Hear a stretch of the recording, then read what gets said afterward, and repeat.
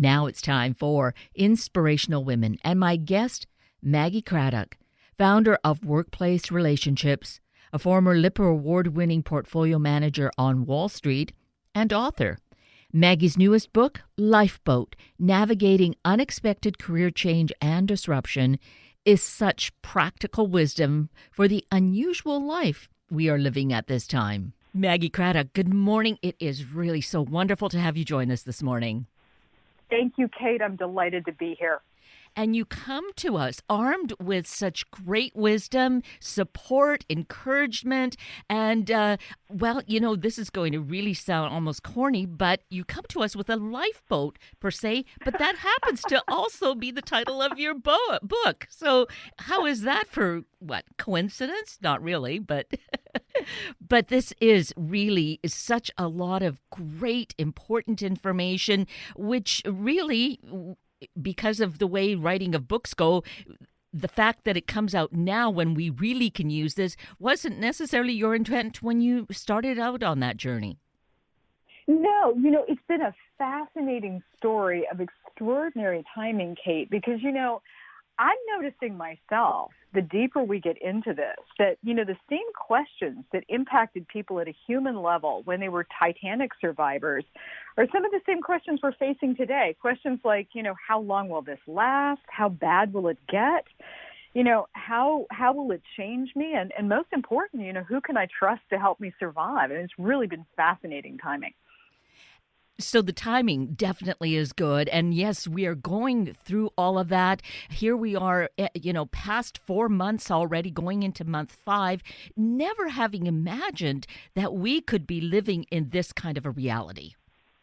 Well, that's absolutely right. And I think what this has done and what this book is focused on in terms of how people are dealing with, change at all levels in their lives, but particularly their careers, is when we look at the emotional, at the very human dimension of some of these timeless questions, we go straight to the heart of doing things like, preventing people from jumping ship too quickly and leaving a promising job before they've sort of done their internal work, which we learn from these Titanic survivors, because if they don't do that internal work, they'll create the same troubling emotional dynamics at another job, or also helping them get through that despair where sometimes when they feel like they have to make this career transition or their job track has stopped, they find themselves paralyzed.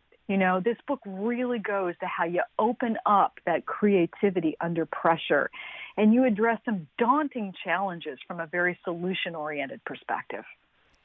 And there's the beauty in it, having the solutions, because maybe we've learned to navigate a little, but then again, it's all so new and it keeps changing and the timing keeps going on. So I think there's a really tough new reality that's beginning to settle in, and we're seeing in many cases that this is going to be ongoing through the end of the year, maybe even to next year. So right now is the time to find some of these solutions that are going to help to bolster us and help navigate going forward, correct?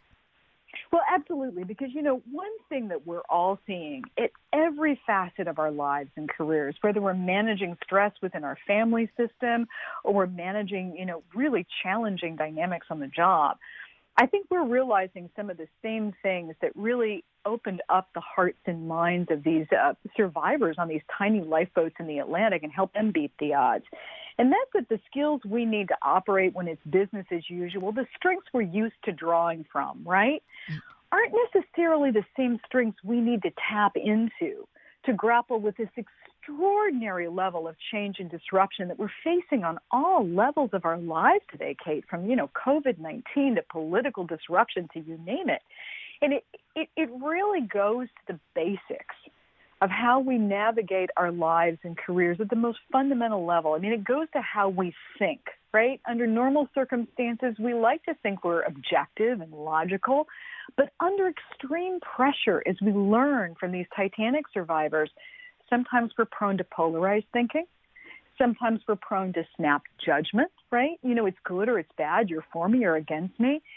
And even when we look at how our feelings, our emotions tap into this and this interplay of our thoughts and feelings, Under normal circumstances or, on a basically balanced day, most of us can take a little bit of stress in stride, keep the game face on, suppress our frustrations. But under extreme pressure, sometimes these things tap into emotional memories. In the book, I call it, the inner iceberg. You've got what you can see of a problem on the top, and then you've got this whole mass of feelings underneath that just gets tapped into under pressure. And before you know it, there are these extreme reactions taking place where people will call me up and say, Maggie, I can't believe what I did on the job today. That wasn't me. I had my big shot to speak truth to power. And when it came around to me at the table, there was no voice. I couldn't even get my thoughts straight. Or people who call me and say, I just lost it under pressure and blew up in a way that just doesn't even seem like my authentic self. What's going on? And it's that we really need to be mindful of being prepared about how operating under extraordinary pressure impacts people. And that's the human dimension of how people learn new skills to deal with this level of frustration in their lives and careers by studying how these things unfolded with these Titanic survivors. And this would be a good time to look at that whole metaphor that you're using of the Titanic. I think that you're using it and your experience with it is such a great story and really gives added foundation to this. Well, thank you, Kate. One of the main things we want people to think about is the difference that I talk about in the book between what I call the big ship mindset and the lifeboat mindset. So I'd say first to your listeners, when I talk about the big ship mindset, I'd love for you to bear in mind that this is not about the size of an organization or the head count of the firm that you may be working for today, because there's some large multinational corporations around the world today where senior leadership is really striving to embrace the lifeboat perspective. What it is it's about a mindset rooted in old norms, right? It's a mindset that's focused on what has worked in the past. As I mentioned, some of these skills have to shift. And when we look at the story of the Titanic, what really puts this mindset into perspective is that what took that ship down started long before it saw an iceberg, right? What took that ship down was a mindset that led the people who built it, the people who inspected it, the people who took off on it, to minimize warnings, to minimize red flags, to say, oh, yes, it can never happen to us, right? And so they're hurtling through the icy waters of the Atlantic faster than they needed to without enough lifeboats. And there was this sort of set of norms that was implicitly driving people in the story at that point. Part of it was just remember your role and play your part. Some of it is just stay busy, just keep playing that part. I think we can identify with a lot of that in terms of how people deal with pressure on the job today, right? Right. And sometimes faster's better, And of course, I think we all realize that if you're moving too quickly to pay attention to the needs of your customers, your coworkers, sometimes even your family members when you're working from home, you're moving a little too fast. And what the shift to the lifeboat mindset helps people embrace is they can get a whole felt sense, not just an idea, but a full body sense of what it might have been like to be on this giant ship that was heralded as unsinkable in the press before it took off. Of course, we learned it wasn't the case. And now they're huddled in these tiny lifeboats with people they've never met before, fighting for their lives against the elements in the waters of the Atlantic Ocean. Now, that's the part of the story I really love to focus on in the book, because most of the movies focus on the story of the Titanic, and of course, it going under was fairly dramatic. But just imagine what it's like to be in the middle of the waters of the Atlantic on a tiny wooden watercraft surrounded by people wondering if you're going to live, right? It's a stressful thing to think about. And in that moment, you have more questions than answers. And that's where the parallel is to what we're facing today in our lives and in our work. We often have more questions than answers as we wonder how this new normal will unfold. And the norms that come from that can keep us moving in a productive direction are first, stay in the moment, right? Be in the moment at a human level. Notice what's happening with your feelings and your thoughts, and notice what's going on with other people as well at a very human level. And then learn to take what I talk about in the book as these strategic pauses, which is very different from suppressing your feelings, which is what we do when we're coming from those old norms, just keep the game face on. Taking strategic pauses means giving yourself a break and acknowledging at a human level, I do feel vulnerable. I do feel anxious. Maybe I feel resentful, whatever those things are. Tapping into it clearly and facing it, but not letting the feelings capsize you, right? So that you don't end up acting out in unexpected ways, either in an inopportune moment on the job or maybe even with your family when you've suppressed all those feelings through the workday. And then finally, and this is most important for people who are striving to navigate this situation successfully, learn the skills of aligning your thoughts, your feelings, really facing them, and your intentions in the present moment, and focus on the next positive small step you can take. Not the grand plan, the next positive incremental row of the oar. If you keep doing that, you will align your efforts in such a way that not only will you navigate this crisis successfully, you'll set yourself up to be in the flow of positive opportunities as this crisis abates. And I feel what you give us with this experience, with this metaphor, Maggie, is that if this feels a little just uncertain how to navigate that environment that we're in, using the metaphor and imagining that we are in that lifeboat. How would we do these things? Ask these questions. Doesn't that help us somehow to shift it and then apply the answers to our situation right now? Oh, I think that's such a great point, Kate, because, one of the reasons that I think that it's so important for us to use these metaphors is that stories help us take a step back from all that adrenaline that floods our consciousness when we're just right in the middle of what we have to do with endless deadlines and endless demands. We get to take that step back. And I think the greatest moments, the greatest aha moments that people experience aren't just about their thought process alone. It's about when they gain some objectivity about how the interplay of their thoughts and those root gut emotional instincts about what we're attracted to, what makes us more open-minded, and what causes us to be more defensive and a little closed-minded, how that whole thing works together and the interplay of it, particularly under pressure. So when you take a look at a story like this, it's not just your perspective as a reader or a lover of history or even a lover of old movies around the story. It's really grasping that felt sense of what those people went through and understanding if they did it, we can do it, right? Because in the story of the Titanic, we compare all these different power styles of people and how they were operating on the Titanic as it took off, and how those power styles morphed under pressure, and it impacted their relationships with themselves, the way they interacted effectively and ineffectively with each other on the big ship and on the lifeboat, and really how it impacted the overall situation. And what we learn from this, as we compare this to case studies I have in the book about how people who are in subordinate positions align their thoughts and feelings and speak truth to power in a way that doesn't make them a target, in a way that actually makes them respectful and turns on the pilot light of hope for other people, the way that people learn to negotiate conflict in a way that fortifies their personal integrity rather than diminishing it, teaches some valuable lessons. And one of the biggest ones we can learn right now is when you're looking for a place to thrive, Kate, look for a place that reinforces your core values. That group energy of your workplace is so important. You're not just bringing home a paycheck. You're bringing home a set of values and norms and an emotional energy that impacts your self-esteem, your sense of humor, your perspective under pressure, that will impact your key relationships, every facet of your life at some point, even your physical health.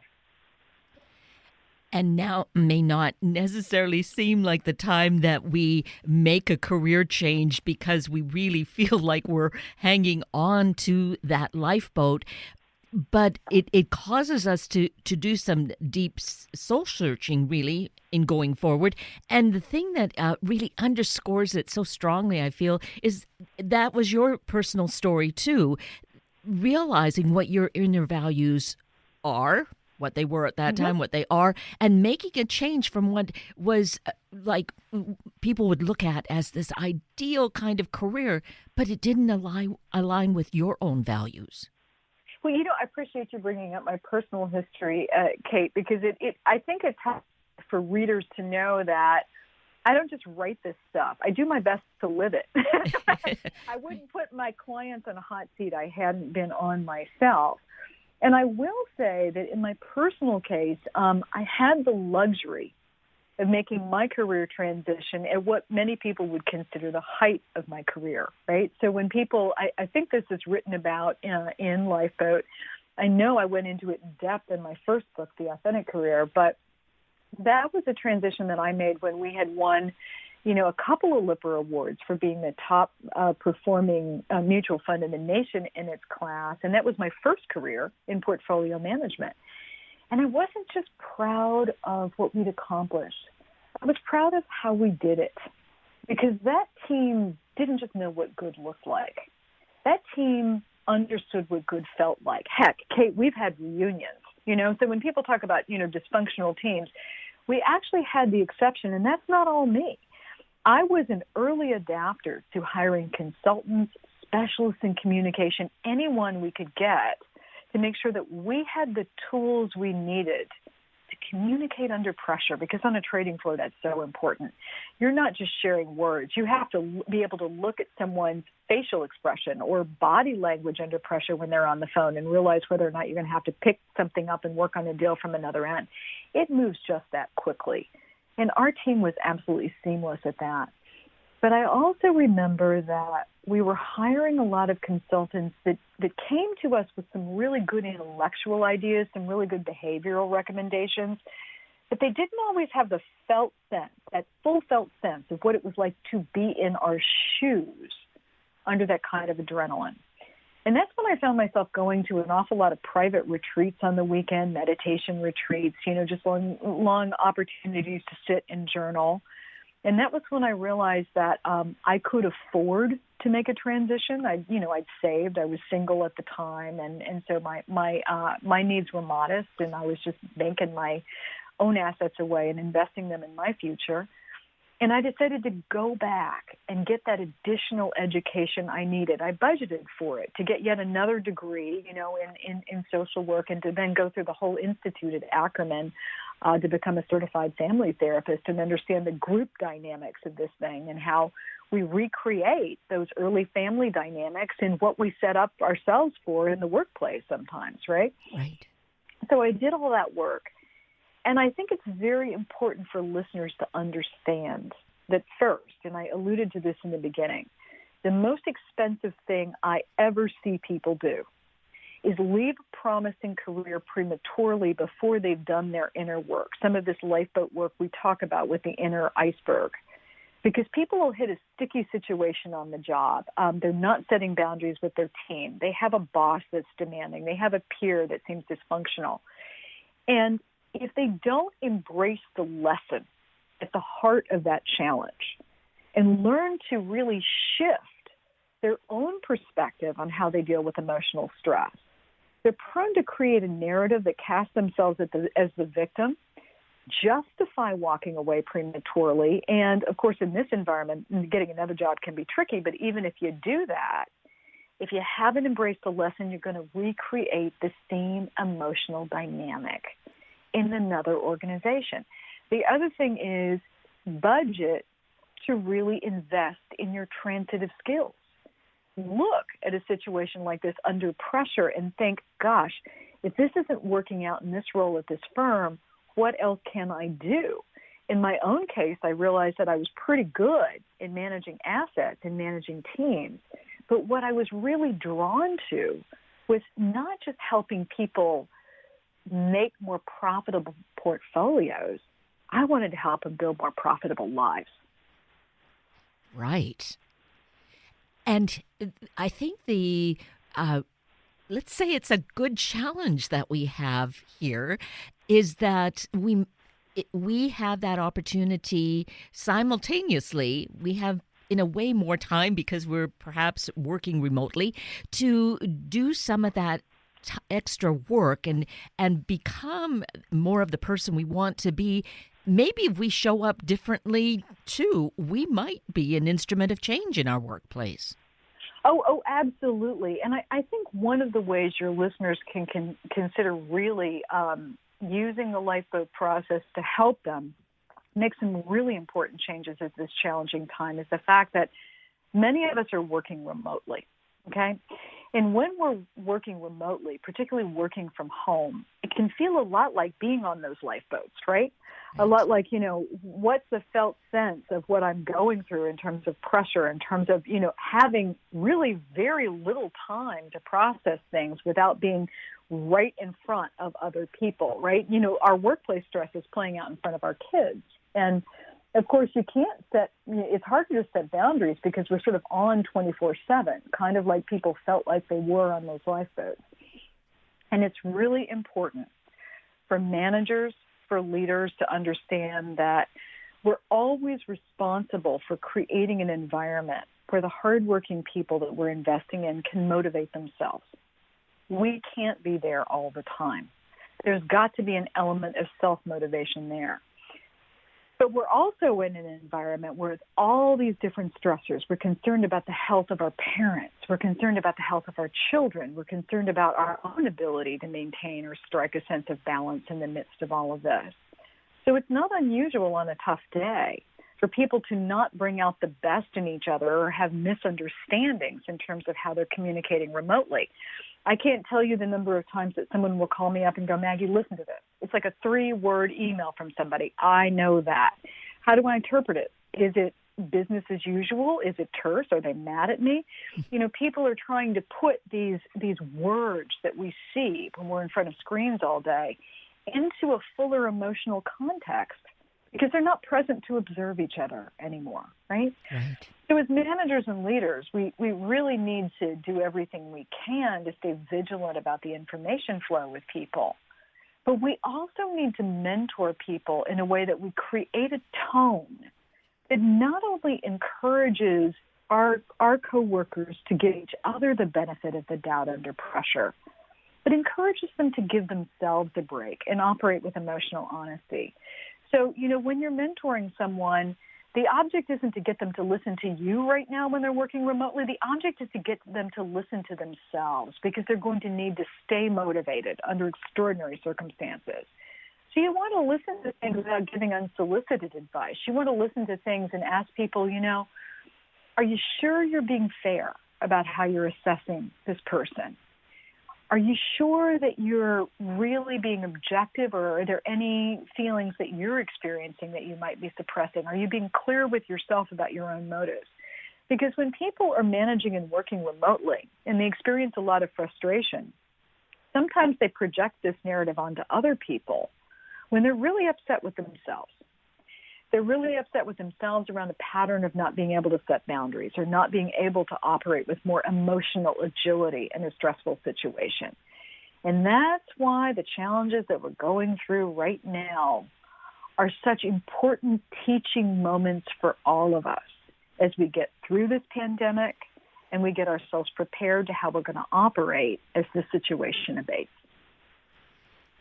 That is such important, very fundamental inspiration for us. Really great words to, I think, build on and build who we are.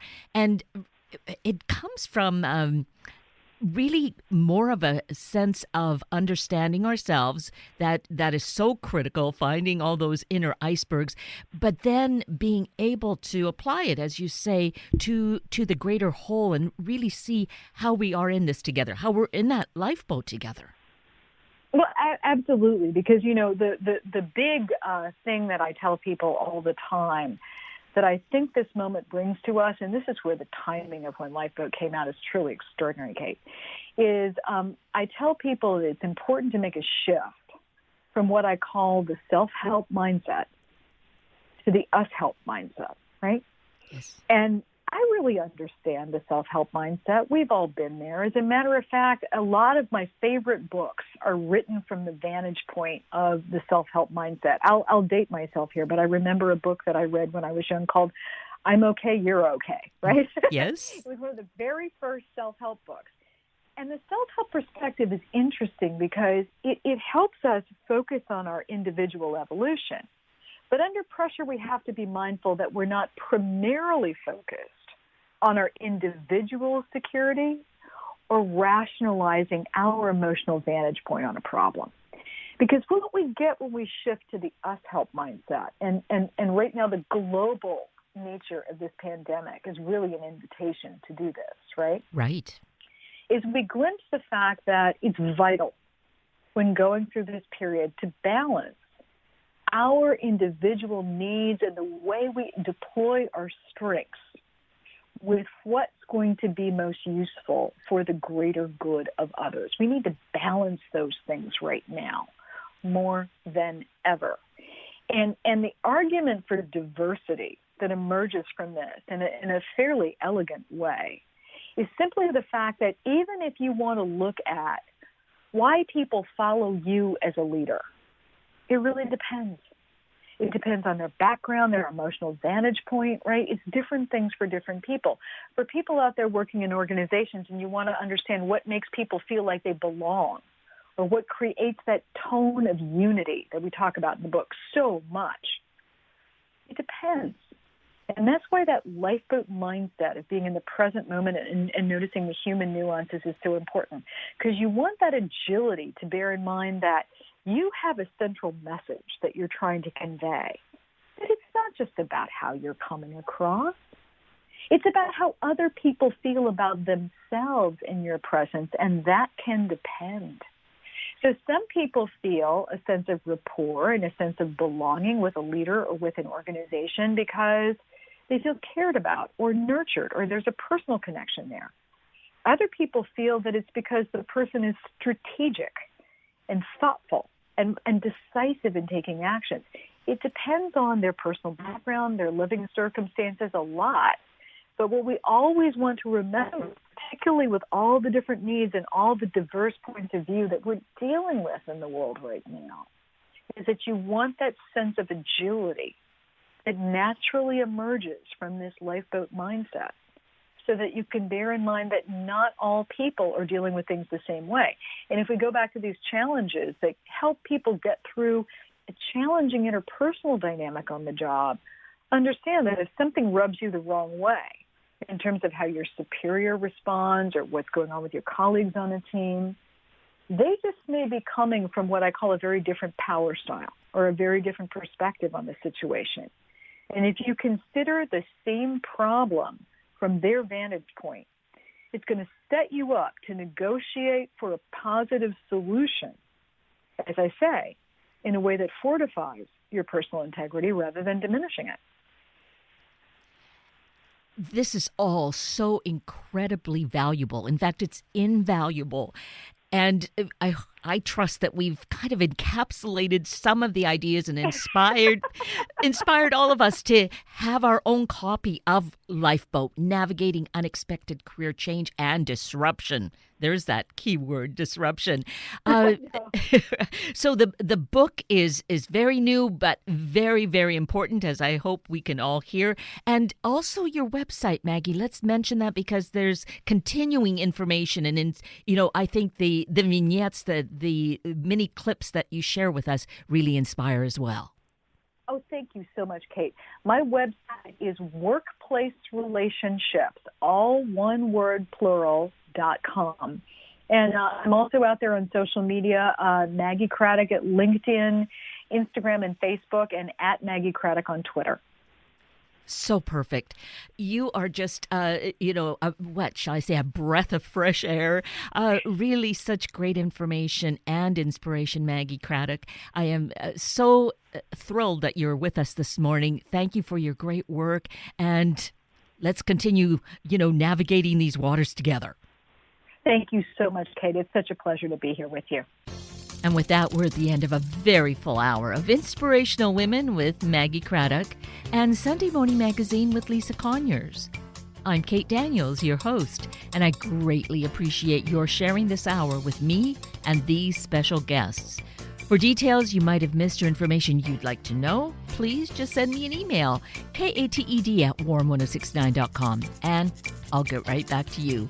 Also, if you'd like to listen again or share these important stories with your family and friends, find the podcast on our Warm 1069 webpage. Just click on the podcast tab, then look for the show and guest names. I now wish you and your family a day of discovering your lifeboat. Have a week of the same, and then please plan to join me again next weekend for another hour of Sunday Morning Magazine and Inspirational Women on Warm 1069. Good morning.